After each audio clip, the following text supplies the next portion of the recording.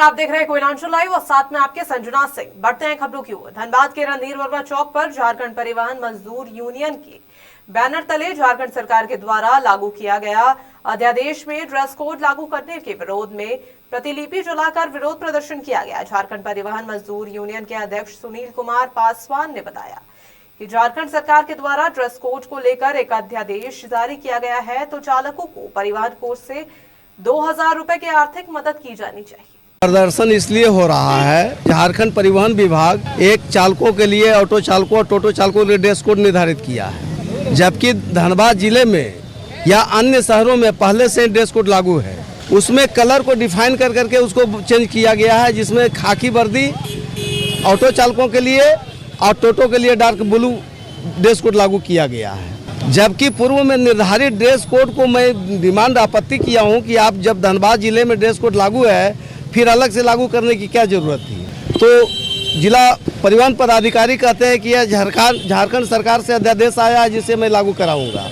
तो मेरी मांग है कि अगर आप इसको लागू करना चाहते हैं तो सब चालक के लिए फंड मुहैया कराइए, 2000 रुपया दीजिए। आखिर गरीब ऑटो चालक, जो यहाँ गरीब तबके के लोग हैं, जो 2000 रुपये भी प्रतिदिन नहीं कमाते हैं, तो 2000 रुपये का ड्रेस कहाँ से सिलवाएंगे। झारखंड के पूर्वी सीएम और पूर्व झामुमो नेता चंपाई सोरेन ने आज रांची में भाजपा में शामिल हो गए। भाजपा में शामिल होने के बाद पहली बार चंपाई सोरेन ने आम लोगों को संबोधित करते हुए अपने संबोधन में झामुमो पर जमकर निशाना साधा। चंपाई ने कहा कि वो जेएमएम में खुद को बहुत अपमानित महसूस कर रहे थे। कई बार संन्यास के बारे में सोचा, लेकिन जनता ने रोक लिया। नया दल बनाने के बारे में भी सोचा, लेकिन समय बहुत कम था, इसलिए तय किया कि बीजेपी में शामिल हो जाएंगे।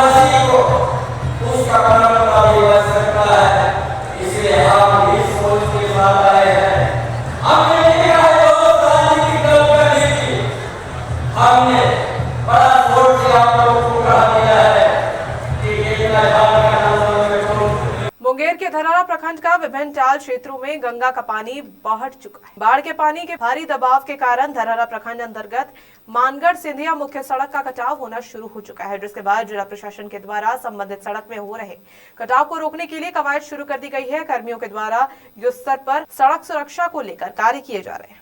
तो क्या व्यवस्था की गई है यहाँ पे? कुछ कोई व्यवस्था नहीं, कोई मुआवजा नहीं, कोई घूर के देखियो वाला कहाँ है सर, कोई नहीं देखे वाला चाहिए। तो आपका जो बहुत सा लगल छन, तन भर बजार तो फसले लगल छन, तो सब डूब गया, देखे नहीं छथिन यार। कोई फसल आसानी नहीं सर, से टूट रहा है, हम बना रहे हैं। अच्छा, वो तो पानी बाढ़ का कौन रोक सकता है। तो पर क्या करना है इस पे आपका? इस पे सर है वो पीछे से बोल्डर लग गया है सर, रोक बनेगा दीवार का, तभी ठहरेगा सर पानी। अच्छा, तो इसमें फसल नहीं था सर, अभी पानी में फसल नहीं होता है।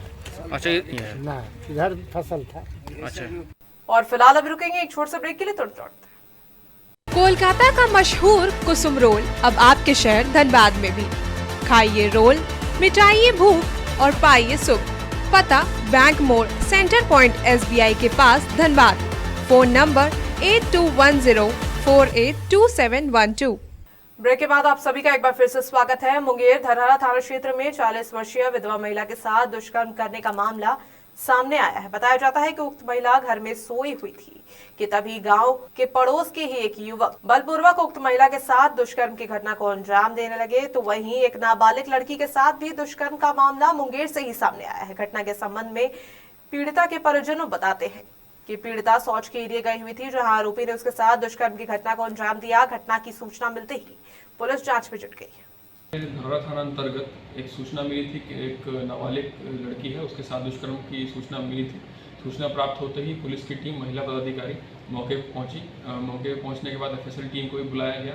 उसका बच्ची का बयान अंकित किया गया है और FSL टीम द्वारा साक्ष्य संकलन किया गया है। जिस अभियुक्त के बारे में बता रही है वो घटना करने के बाद फरार है वहाँ से, हमारी टीम, स्पेशल टीम उसके लिए गठित कर दी गई है और उसको जल्दी अरेस्ट करने के लिए छापेमारी चल रही है। उसकी जल्दी अरेस्टिंग हो जाएगी एवं इसके साथ साथ जो पीड़िता है उनका बयान लिया जा रहा है, मेडिकल कराया जा रहा है और बाकी एफएसएल की टीम साक्ष्य संकलन कर रही है। एनजीटी के आदेश पर जमशेदपुर के भोयाडी के इंदिरा नगर कल्याण नगर के 145 घरों को तोड़ने के नोटिस के बाद जमशेदपुर राजनीति गर्म हो गई है, जहां एक पत्र के माध्यम से अर्जुन मुंडा और विधायक सरयू राय पर डॉक्टर अजय ने सवाल खड़े किए थे। मगर अब लोग अपने घर बचाने को लेकर जिला मुख्यालय का घेराव करने पहुंचे। मैं किसी भी व्यक्ति विशेष या राजनीतिक दल का नाम नहीं लूंगा, लेकिन इस बात से आप लोग भली भांति अवगत हैं कि जब तक राजनीतिक उठापटक नहीं हुई है तब तक 145 लोगों को चिन्हित कर नोटिस क्यों दिया गया।